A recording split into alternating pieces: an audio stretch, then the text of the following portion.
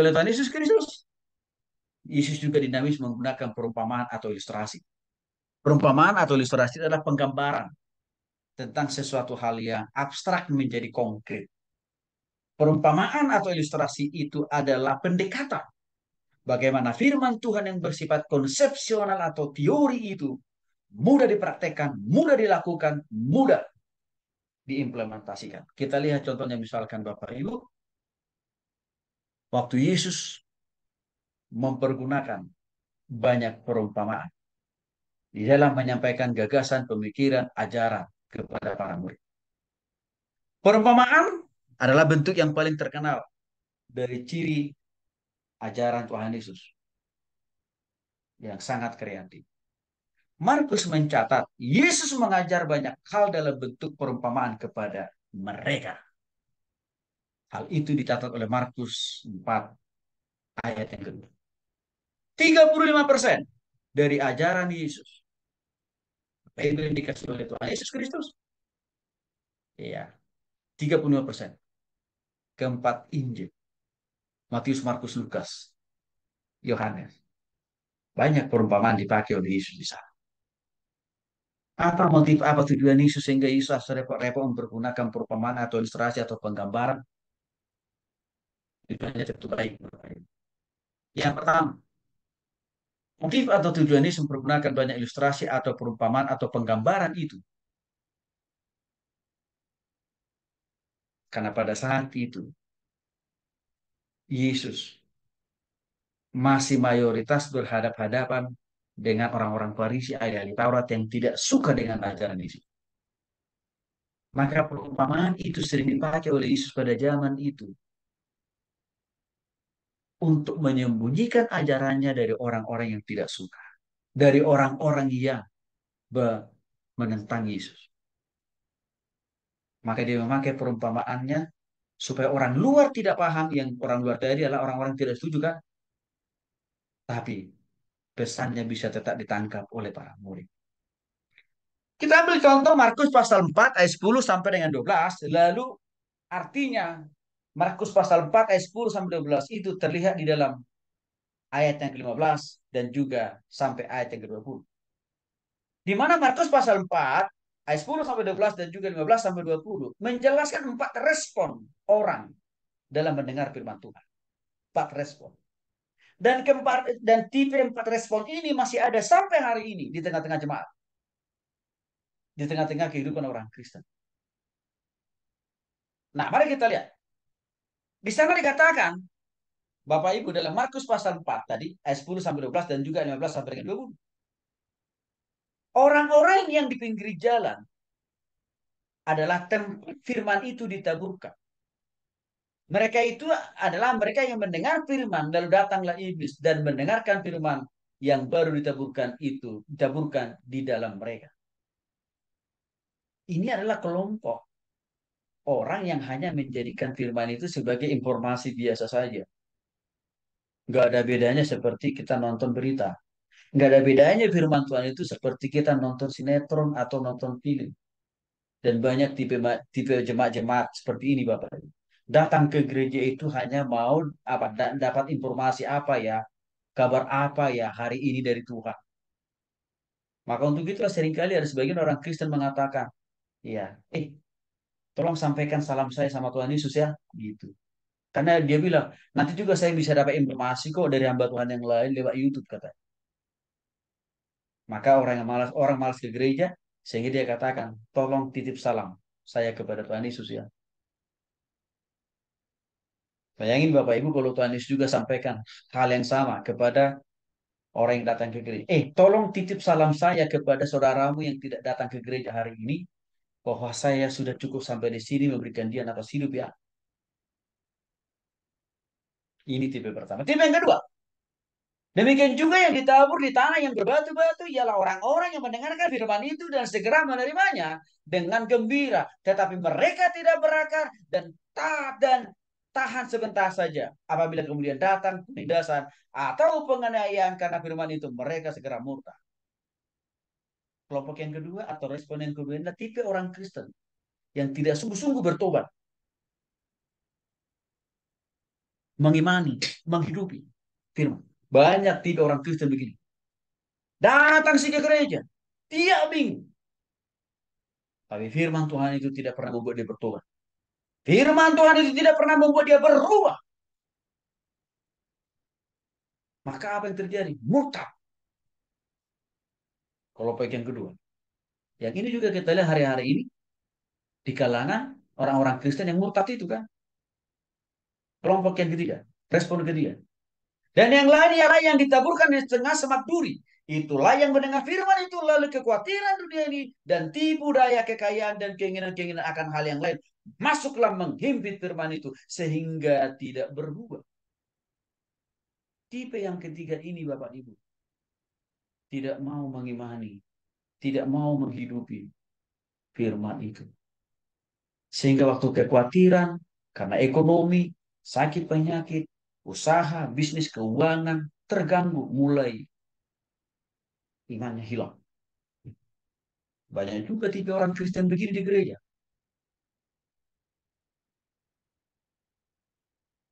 Artinya apa? Waktu dapat berkat, rajin ke gereja. Waktu dapat untung gede di perusahaan bisnisnya. Puji Tuhan, haleluya. Tapi waktu kembali usahanya, bisnisnya, kesehatannya terganggu. Tidak ada lagi puji Tuhan, haleluya. Tapi yang ada puji Tuhan, haleluya. Maka dia pun lupa berdoa, lupa baca Alkitab, lupa beribadah, lupa beriman sama Tuhan. Banyak persentase orang Kristen ini di gereja. Respon yang keempat. Ini respon yang positif. Respon yang benar. Respon yang terbaik. Dan akhirnya yang ditaburkan di tanah yang baik ialah orang yang mendengar dan menyambut firman itu lalu berbuah. Ada hasilnya 30 kali lipat, 60 kali lipat, dan ada yang 100 kali lipat. Yang respon yang keempat ini adalah orang yang mendengarkan firman itu. Dia dengar baik-baik, dia pahami, dia mengerti, dia ambil keputusan untuk bertobat, bertumbuh, berubah. Waktu ada masalah, persoalan, pergumulan datang, dia tetap makin getol beriman sama Tuhan. Di tengah-tengah kesukaran, penderitaan, kesulitan. Akhirnya apa? Firman yang dia hidupi itu menumbuhkan hasil yang maksimal. Maka dikatakan diberkati hidupnya. Secara rohani, jasmani, usaha, pekerjaan, bisnis, dan rumah tangganya. 30 kali lipat. Bahkan ada yang sampai 60 kali lipat. Serta 100 kali lipat. Saya berharap kita termasuk kategori orang Kristen tipe keempat Bapak Ibu ya. Doa saya begitu. Dan kita harus membimbing dan mengajar jemaat menjadi tipe yang keempat dalam respon firman Tuhan. Supaya hidup mereka ditobatkan, diubahkan, akhirnya diberkati oleh Tuhan. Jadi menarik memang. Semua ini dipakai oleh untuk membaca, melihat potret ya. Respon jemaat, respon orang terhadap firman Tuhan. Halus sekali cara Tuhan Yesus itu. Dia tidak langsung menghakimi, mempersalahkan orang-orang itu enggak. Tapi dia pakai perumpamaan, dia pakai ilustrasi. Lembut sekali cara Tuhan itu. Dan kita harus belajar dari cara Tuhan Yesus ini Bapak Ibu. Jadi kan demikian. Banyaknya perumpamaan yang dipakai oleh Tuhan Yesus Bapak Ibu menolong kita kan sebenarnya. Bahwa kita juga semakin diperlengkapi. Mempergunakan perumpamaan ilustrasi atau penggambaran dari kehidupan orang-orang kita lihat. Tujuan yang kedua, kenapa Tuhan Yesus sering mempergunakan perumpamaan atau penggambaran atau ilustrasi? Untuk memberikan gambaran supaya pesannya Tuhan Yesus mudah dipahami, mudah dipraktekkan. Contoh, dalam Markus pasal 4 ayat 30 sampai 34. Ya, kata Yesus, dengan apa hendak kita membandingkan kerajaan Allah itu? Atau dengan perumpamaan mana yang hendak kita menggambarkan? Hal kerajaan itu seumpama biji sesawi yang ditaburkan di tanah. Memang biji itu yang paling kecil. Biji sesawi itu kecil loh Bapak Ibu. Lebih kecil dari satu butir beras. Satu biji sesawi. Lebih kecil dari satu butir beras. Paling kecil daripada segala jenis benih yang ada di bumi. Tetapi apabila ditaburkan, dia tumbuh menjadi lebih besar daripada segala sayuran yang lain dan mengeluarkan cabang-cabang yang besar sehingga burung-burung udara dapat bersarang dalam naungannya. Dalam banyak perumpamaan yang semacam itu, ia memberitakan firman kepada mereka sesuai dengan pengertian mereka. Tanpa perumpamaan, ia tidak berkata-kata kepada mereka, tetapi kepada murid-muridnya, ia menguraikan segala sesuatu secara tersendiri. Bapak Ibu, kenapa Tuhan Yesus memakai analogi atau contoh perumpamaan tentang ya biji sesawi di sini? Saya yakin perumpamaan tentang biji sesawi ini kan berhubungan dengan pertanian kan. Karena waktu itu Yesus berhadapan-hadapan dengan orang-orang yang punya pekerjaan profesi sebagai petani. Maka supaya mudah firman itu dipahami oleh orang-orang yang layani oleh Yesus, Tuhan Yesus cari pendekatan yang lebih dekat dengan profesi pekerjaan orang-orang yang dilayani. Maka dia memakai istilah biji sesawi. Dalam mengajar dan berkhotbah melayani Bapak Ibu, kita harus belajar dari pola Tuhan Yesus. Firman Tuhan yang sifatnya dari konsep dan teori itu harus bisa kita turunkan atau kita daratkan atau kita jelaskan dengan contoh yang lebih mudah dipahami, mudah dimengerti, mudah dihidupi. Maka disitulah kita perlu memakai ilustrasi, perumpamaan atau kesaksian. Hidup kita atau apa yang sudah dipakai oleh Tuhan Yesus. Sehingga jemaat atau memahami dan mengerti khotbah kita, pengajaran kita, mereka tidak linglung, mereka tidak bingung. Tapi mereka bisa melihat, oh iya ya, rupanya ini maksudnya. Bapak Ibu dikasih oleh Tuhan Yesus Kristus. Saya berharap setelah kita studi S2 ini, model cara kita mengajar dan berkhotbah harus lebih membumi, harus berbeda dengan anak S1, harus berbeda dari orang awam, harus berbeda. Jangan khotbah kita hanya sifatnya teori. Jangan khotbah kita hanya sifatnya konsep. Jangan khotbah kita itu hanya bicara tentang surga. Walaupun itu penting. Tapi firman Tuhan itu juga harus membumi. Bisa dipraktekkan dalam kehidupan sehari-hari. Itu motif dan tujuan Yesus sebenarnya. Yang ketiga, untuk menegur dengan cara yang halus para pendengarnya. Tetapi teguran itu, teguran yang halus itu, menobatkan, mengubahkan karakter orang lain. Kita ambil contoh Markus pasal 12 ayat 1 sampai 11. Dan juga dalam Lukas pasal 15 ayat 1 sampai 5 tentang pemungut cukai. Dan orang-orang berdosa biasanya datang kepada Yesus mendengarkan dia. Maka bersungguh-sungguhlah orang-orang Farisi dan ahli-ahli Taurat. Katanya, yang menerima orang-orang berdosa dan makan bersama-sama dengan mereka. Dalam pemikiran orang Farisi ahli Taurat, orang yang bekerja sebagai pemungut cukai. Kalau dalam zaman sekarang, orang bekerja di bidang pajak kan ini Bapak Ibu. Yang lagi kasus-kasusnya lagi tren hari-hari ini. Dalam perspektif orang Farisi, ada ahli Taurat. Ya, pegawai pajak itu orang-orang berdosa itu. Kenapa? Karena dalam perspektif orang Farisi ahli Taurat, orang-orang pajak itu berpotensi melakukan korupsi. Dan saya kira faktanya itu benar. Dengan ditangkapnya Rafael dan gerbong-gerbongnya yang notabene bekerja ya di bidang perpajakan. Terkuak sudah Bapak Ibu kan bahwa korupsinya begitu luar binasa. Nah, melihat Yesus bertemu dengan Sakeus, pemungut pajak itu, orang Farisi protes dan marah. Maka begitulah orang Farisi berkata, ya, dan bersungguh-sungguh kepada Yesus dengan mengatakan, ia menerima orang berdosa, makan bersama-sama dengan mereka pula. Karena waktu itu Yesus kan datang ke rumah Sakeus kan. Artinya kehadiran, kedatangan Yesus untuk bertemu Sakeus pegawai pajak itu diasumsikan, disimpulkan oleh orang Farisi. Dia ini orang kompromistis juga ini. Orang pragmatis juga ini. Kan kira-kira itu pikiran orang Farisi kan. Artinya apa? Orang Farisi berpikir, Yesus ini Nggak benar juga kira-kira begitu. Tapi mereka seudo. Maka Tuhan Yesus tidak langsung marah ya menghadapi tuduhan itu. Nggak langsung marah, nggak langsung emosi Tuhan Yesus. Dengan kalam dan tenang Yesus menjawab. Dan Yesus menjawabnya dengan pakai perumpamaan pula. Harus betul, lebih halus dari orang Jawa. Yesus mengatakan, siapakah di antara kamu yang mempunyai 100 ekor domba dan jikalau ia kehilangan seekor di antaranya, tidak meninggalkan yang 99 ekor di padang gurun dan pergi mencari yang sesat itu sampai ia menemukannya. Dan kalau ia telah menemukannya, ia meletaknya di atas bahunya dengan gembira. Yesus mau mengatakan kepada orang-orang Farisi itu,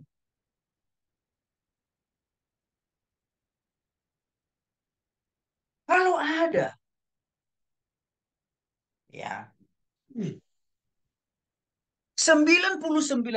yang sudah benar, yang sudah jujur, yang sudah kudus dan suci, lalu ada satu orang yang tersesat. Bukankah wajib engkau harus mencari satu yang tersesat itu? Dan kalau engkau bisa kembali membawa dia dari kesesatannya, engkau akan begitu bersukaria, bergembira. Prinsip yang kedua yang diajarkan oleh Yesus. Saya datang ke dunia ini bukan mencari orang benar. Tapi saya datang ke dunia ini mencari orang yang bengkok. Saya datang ke dunia ini bukan mencari orang yang sudah kudus. Tapi saya datang ke dunia ini mencari orang yang belum kudus. Artinya Yesus tahu betul misi tujuan kehadirannya mencari orang yang terhilang. Orang Farisi, ahli Taurat menganggap mereka sudah orang-orang kudus, maka mereka tidak perlu lagi melayani, menginjili, memuridkan, mencari jiwa-jiwa yang belum bertobat. Seperti yang dikatakan oleh Bu Novi tadi itu. Gereja itu menganggap sudah penuh, sudah sempurna lah sudah. Dengan terpenuhinya ruang gereja itu dengan jemaat yang datang setiap minggu. Maka tidak perlu ngapain bertakan Injil. Jemaat kita sudah banyak. Lagi pula kalau kita bertakan Injil cari masalah. Nanti tiba-tiba gereja kita ditutup. Cara berpikir orang Farisi. Itu model berpikir ahli-ahli Taurat yang sebenarnya belum tentu sudah sungguh-sungguh bertobat. Pertanyaannya apakah kita mau mundur? Kalau kita menghadapi tiba-tiba begitu, oh kita nggak mau mundur. Kita harus mencari orang yang terhilang. Mungkin tidak di gereja itu, tapi di tempat lain. Di luar gedung gereja itu masih banyak orang terhilang. Maka saya katakan tadi, kebaskan kakimu. Jangan habiskan waktu, tenaga, dan pikiran kita untuk hal-hal yang menolak, untuk orang-orang yang menolak tentang Injil. Di luar sana masih banyak orang yang terbuka untuk kita memberitakan ini. Yesus hebat. Tegurannya halus, tapi menohok. Halus tapi menohok, Bapak Ibu. Halus, tapi mengoreksi. Jadi kalau kita mau mengajar, mengingatkan jemaat dari dosanya, tidak harus dengan cara kasar, Bapak Ibu. Nggak harus. Boleh kok cara halus, tapi pesannya sampai. Yang berikutnya, Bapak Ibu. Mengapa Yesus senang mempergunakan perumpamaan ilustrasi atau contoh yang dekat dengan kehidupan orang-orang yang dilayani? Supaya ajarannya, supaya firmannya mudah dipraktekkan. Ini sangat terlihat dalam Markus pasal 4 ayat 10 sampai 12 dan juga ayat 15 sampai dengan 20 yang sudah saya jelaskan tadi tentang perumpamaan tentang penabur. Saya ulangi lagi. Ya, orang-orang yang di pinggir jalan itu maksudnya adalah mereka mendengarkan firman lalu datanglah iblis mengambil firman itu. Ya, yang baru ditabur. Artinya, info firman Tuhan itu hanya informasi biasa saja. Jadi datang hari Minggu itu hanya mau dapat berita berita baru apa lagi?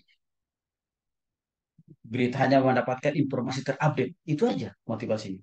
Bukan cuma bertobat. Motif yang kedua, ya, yang ditabur di tanah yang berbatu-batu adalah orang yang senang, gembira mendengar firman itu, tapi tidak pernah bertobat orang ini. Jadi, Khotbah firman Tuhan itu hanya dia amini kalau itu menguntungkan buat dirinya sendiri. Tapi kalau khotbah, kalau pengajaran itu sudah menyinggung masalah dosa, mulai deh ditangkis terus tuh. Itu bukan buat gue si anu.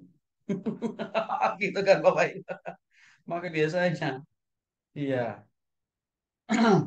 hamba Tuhan yang jenis begini ya tidak mau diundang lagi. Maka dicari hamba-hamba Tuhan yang bisa mengenakan di bumi. Tidak berubah, tidak berubah jemaat itu.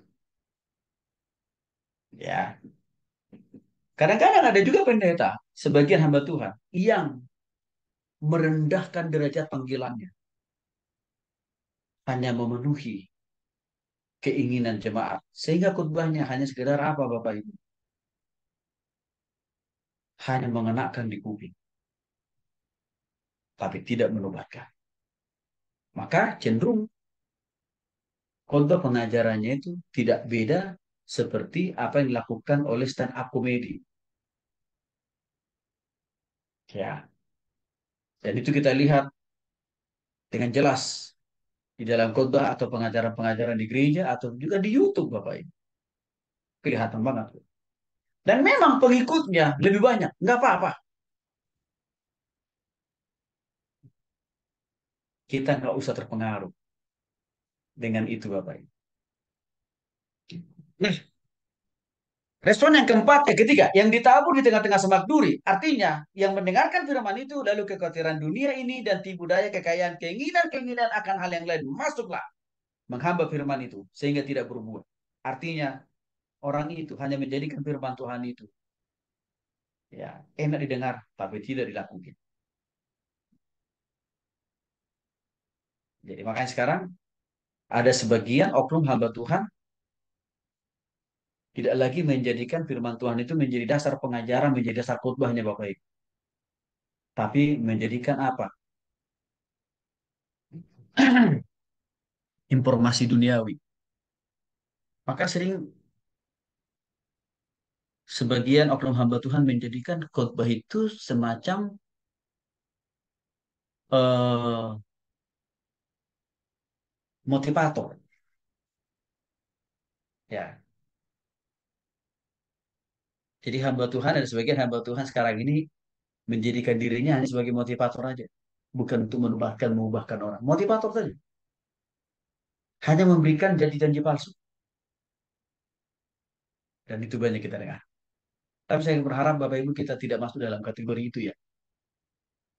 Khotbah kita, ajaran kita harus menobatkan dan mengubahkan orang. Respon yang keempat, firman itu didengar, dipahami, dipraktekkan, dihidupi, dilakukan. Maka jadi berkatnya 30 kali lipat, 60 kali lipat, bahkan 100 kali lipat.